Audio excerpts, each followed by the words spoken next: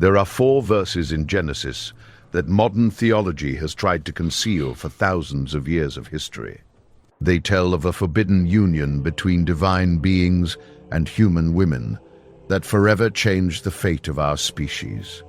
Most people read the Bible without stopping to question the true identity of these mysterious beings. But the original texts in Hebrew reveal a reality much more unsettling than any known moral allegory. Who were the sons of God who left heaven to take human wives and father a cursed race? The answer could radically change our understanding of the true origin of evil in this world. For centuries, scholars have debated the identity of these beings and the catastrophic consequences of their transgression. What you are about to discover is not a legend, but a fragment of a story censored by time itself. To understand this enigma, we must travel to the dawn of humanity, when heaven and earth were connected. The biblical account begins when men started to multiply on the surface of the inhabited earth. It was then that the sons of God observed that the daughters of men were beautiful and utterly desirable. The original Hebrew phrase is B'nai Elohim, a term that denotes a direct and exclusive creation by the divinity. In the Old Testament, this designation is used almost exclusively to refer to angels or pure celestial beings. This immediately dismisses the modern theory that they were simply pious men from the lineage of Seth. The oldest interpretation suggests that we are facing an incursion of spiritual entities into the human physical world. The Book of Job uses exactly the same term to describe the angels before the divine throne of God. Therefore, the text suggests that beings from another dimension transgressed a fundamental cosmic law to become flesh. This transgression was not mere lust, but a calculated rebellion against the order established by the Supreme Creator. By taking human form, these beings renounced their state of grace to experience the forbidden pleasures of the material world. But the story becomes darker when we analyze the direct consequences of these completely unnatural unions. The product of this blend between the celestial and the human was not normal children, but a powerful hybrid race. Genesis calls them Nephilim, a word that has been incorrectly translated many times simply as giants or titans. However, the etymological root of Nephilim comes from the Hebrew verb naphal, which means to fall, or the fallen precisely. They were the fallen, those who descended with force to tyrannize ancient humanity with their terrible supernatural power. The ancient Jewish traditions, preserved in apocryphal texts, offer absolutely chilling details about these beings. The Book of Enoch, revered by the early church, expands this narrative with an almost surgical and terrifying precision. Enoch describes 200 angels known as the Watchers, who swore to fulfill this forbidden and cursed pact together. They descended upon the summit of Mount Hermon, a specific geographical location that still exists today on our maps. Their leader, Semyaza, feared that his subordinates did not have the necessary courage to finally carry out the forbidden act. But everyone joined the human women, teaching them secrets that humanity was not yet ready to know. They revealed to them the art of war, advanced metallurgy, dark sorcery, and the use of cosmetics for seduction. It was a total corruption of knowledge, delivering forbidden technology and magic to a civilization still in its infancy. The Watchers taught men how to forge swords and shields, transforming peaceful agriculture into military conquest. They revealed the secrets of the stars and celestial cycles, allowing the future to be predicted through forbidden astrology. They shared alchemical formulas to transform metals and create poisons that no human antidote could cure at that time. Women learned the art of beautifying the face with paints and ointments, to awaken uncontrolled passions in men. This accelerated knowledge without the necessary moral maturity turned the land into a perpetual and bloody battlefield. The appearance of the Nephilim marks the beginning of an era of violence and absolute chaos never before witnessed on Earth. These hybrid beings possessed immense strength and an insatiable appetite that ultimately consumed all available resources. They measured between 3 and 5 meters tall, based on the conservative traditions of ancient Jewish and Aramaic texts. Its bone structure was abnormally dense, allowing them to wield weapons that no normal human could even lift off the ground. The growth rate of these giants was supernatural, reaching full maturity in just a few years of life.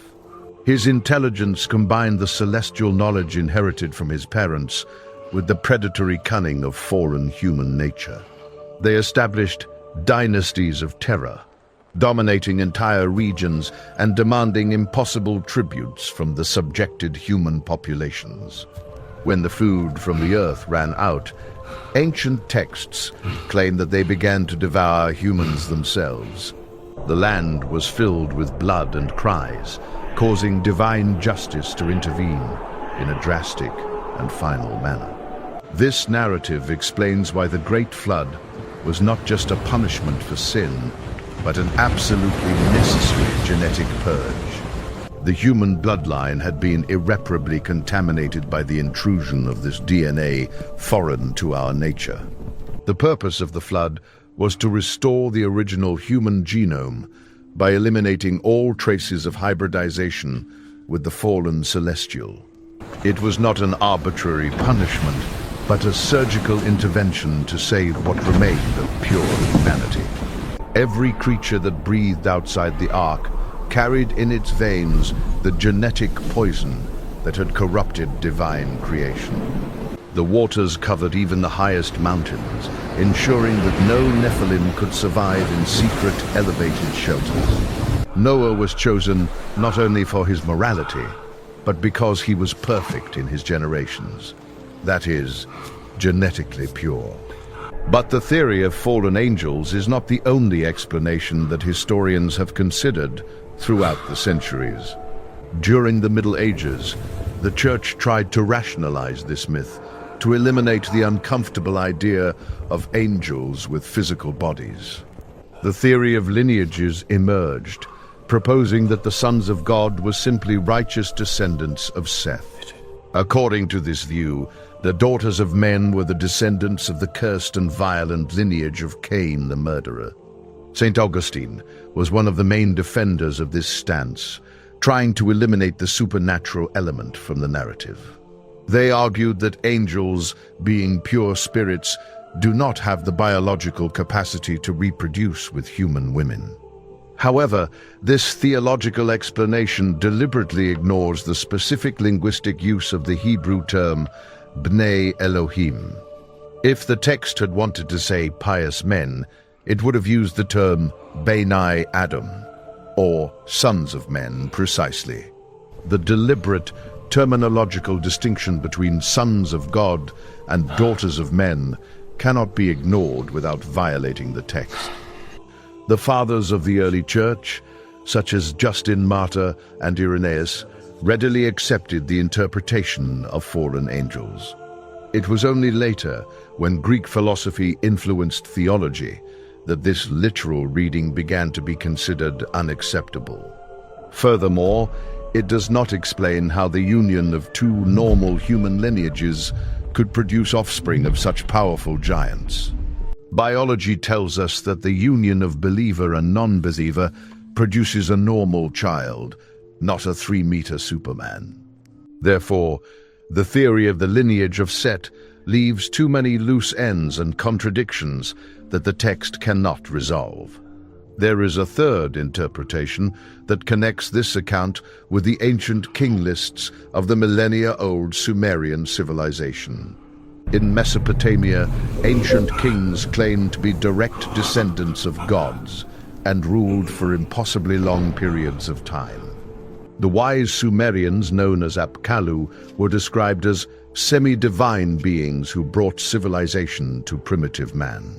It is fascinating to note the similarities between the Watchers of the Book of Enoch and the Apkallu of Mesopotamian mythology. Both groups are described as masters who brought advanced knowledge and mingled with the existing human population. This suggests that the account of Genesis could be a theological controversy against the beliefs of neighboring pagan nations. While the Sumerians revered these hybrid beings as heroes, the Bible depicts them as monsters and execrable transgressors. The so-called heroes of antiquity, renowned men, were not role models but tyrants that needed to be destroyed. Archaeology has found figurines and texts throughout the region that demonstrate the obsession with divine hybridization. The concept of god-kings was the foundation of political authority in almost all ancient civilizations. From the pharaohs of Egypt to the emperors of Rome, all claimed to have a spark of divinity in their blood.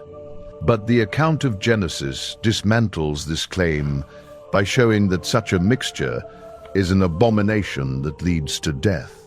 Returning to the text, the divine sentence against this corruption was to drastically limit man's life to 120 years. This reduction in human longevity marks the end of the mythical era and the beginning of known mortal history. There would no longer be beings that lived for almost a millennium, accumulating power and knowledge indefinitely on Earth. The mystery deepens when we read that the Nephilim also existed after the flood, according to the Book of Numbers. This has led researchers to wonder if genetic incursions occurred more than once in human history.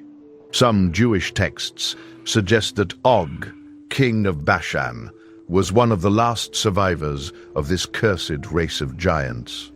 The tribes of Canaan, especially the Anakim and Rephaim, were considered direct descendants of these powerful hybrid beings. This explains why the conquest of the Promised Land was not just a military battle, but a total spiritual war. Israel had to completely eliminate these contaminated lineages to purify the land from the presence of these corrupt genes. But beyond the military history, this story speaks to us about the constant human temptation to want to be like gods. The quest for immortality and absolute power is a recurring theme that connects Eden with the Tower of Babel. The children of God offered an evolutionary shortcut, a quick knowledge that promised to elevate man above his mortal condition. It is the same pattern we see in Greek mythology, with Prometheus who stole fire from the gods for mankind. Or, in the legend of the Titans, divine beings who rebelled against the Olympic order and were imprisoned in Tartarus. Interestingly, the Bible uses the term Tartarus in the New Testament to describe the prison of these rebellious fallen angels. The Apostle Peter mentions that God did not spare the angels who sinned, but cast them into chains of gloomy darkness. Judas, in his epistle, confirms that these angels abandoned their own dignity to pursue strange and forbidden flesh. These references in the New Testament validate the supernatural interpretation that Second Temple Judaism always upheld. For the early Christians, the existence of these hostile spiritual powers was a tangible and extremely dangerous reality. They believed that the spirits of the dead Nephilim, being hybrids, could go neither to heaven nor to hell after death. According to the tradition of Enoch, these incorporeal spirits became the demons that torment humanity today. They desperately seek physical bodies to possess, trying to regain the experience they lost in the catastrophic flood. This vision provides a coherent explanation of the origin of the demons that the Bible distinguishes from fallen angels. The cultural impact of this story resonates even today in our modern narratives about aliens and extraordinary superheroes. Many ancient astronaut theorists have attempted to reinterpret the sons of God as advanced extraterrestrial visitors.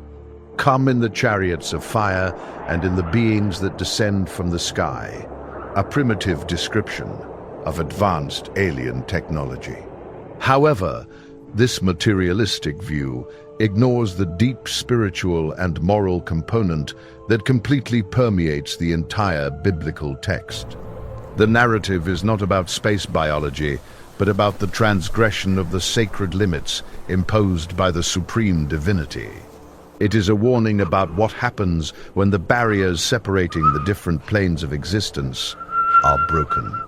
The figure of the gods turned into humans represents the utmost perversion of the natural order created at the very beginning. Instead of man rising to God through virtue, the divine descends to man through lust. It is a satanic inversion of the incarnation, where the spirit becomes flesh, not to save but to corrupt and dominate. When analyzing the Hebrew text, we find nuances that are completely lost in conventional translations into modern languages. The word for men in this passage is ha-Adam, referring to humanity in general, not just to the lineage of Cain. This reinforces the idea that the crisis was global and affected the entire biological structure of the human species as a whole. The pain of God, expressed in Genesis upon seeing evil, is the response to the destruction of his image in man. The forbidden mixture threatened to erase the imago Dei, the image of God, replacing it with the image of the cursed fallen. If the plan of the rebellious angels had succeeded, there would have been no pure human left to bring forth the Messiah. From this perspective, the account of Genesis 6 becomes the essential prologue for understanding the rest of the Bible. It is the explanation of why the ancient world was saturated with idolatry, black magic, and limitless superhuman violence. The gods of the nations that demanded blood sacrifices could be distorted echoes of these historical and real beings. Mythology would then not be pure invention, but the traumatic memory of humanity regarding these catastrophic and real events. Zeus, Odin, Marduk, and other father gods may have their origins in the memories of the powerful ancient Nephilim leaders. The stories of demigods like Hercules, Achilles, and Gilgamesh could be distorted memories of these real hybrids. The Epic of Gilgamesh describes a king who was more than 5 meters tall and possessed superhuman strength inherited from the gods. In Hindu epics, the Asuras are described as giants who rebelled against the Devas in devastating cosmic wars. The Greek Titans who fought against the Olympic gods share characteristics with the Nephilim from the biblical account. His stories of incest, parricide, and war reflect the chaos that Genesis describes with such sobriety and striking brevity.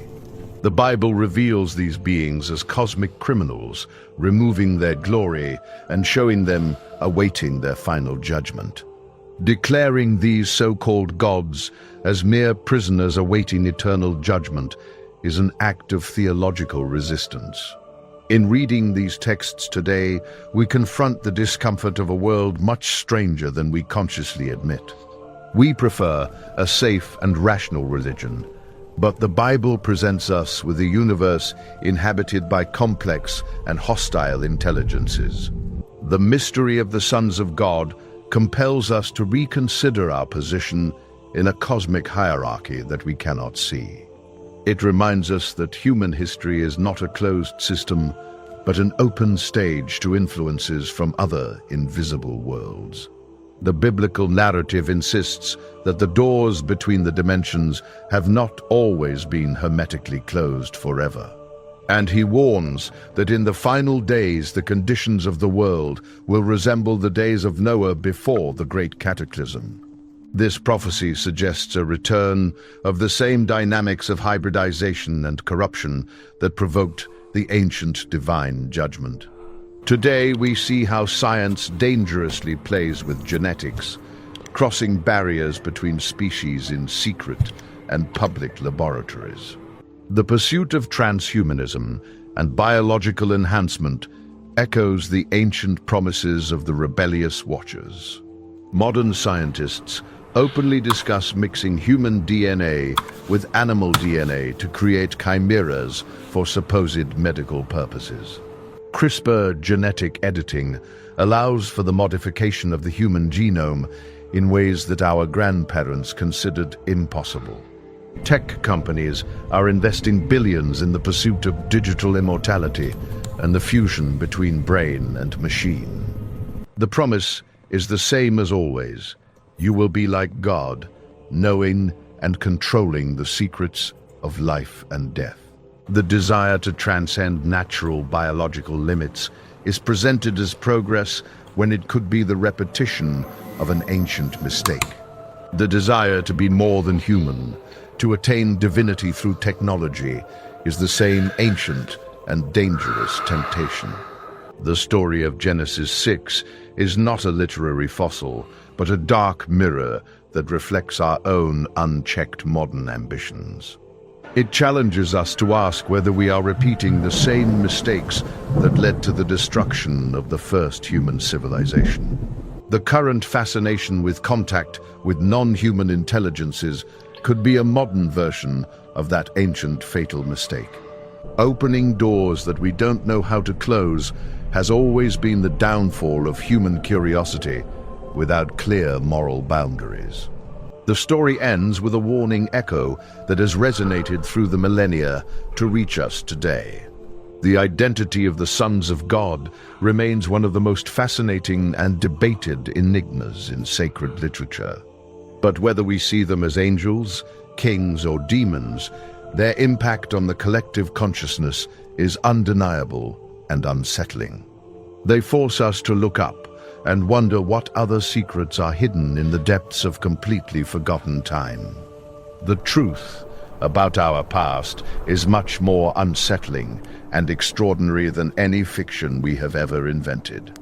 In the end, Genesis leaves us with the certainty that we are not alone, but not all company is benign or desired.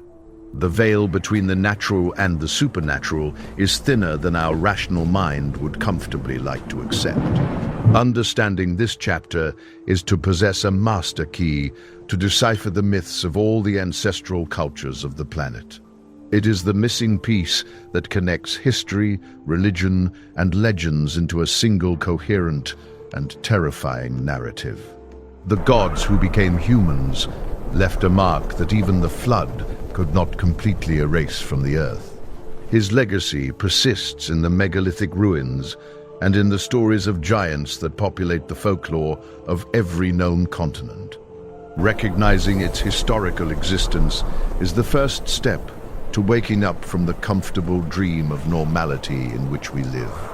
Reality is much vaster, more dangerous, and more fascinating than what we have been told in official school history books. This hidden mystery behind the biblical narrative invites us to keep our eyes wide open to the unknown and inexplicable. There are more buried secrets waiting to be uncovered, truths that official history has preferred to ignore for entire centuries. Don't miss the upcoming videos that will reveal ancient mysteries and change your understanding of the world. The story they told you is just the surface of a reality much deeper and more terrifying than you can imagine.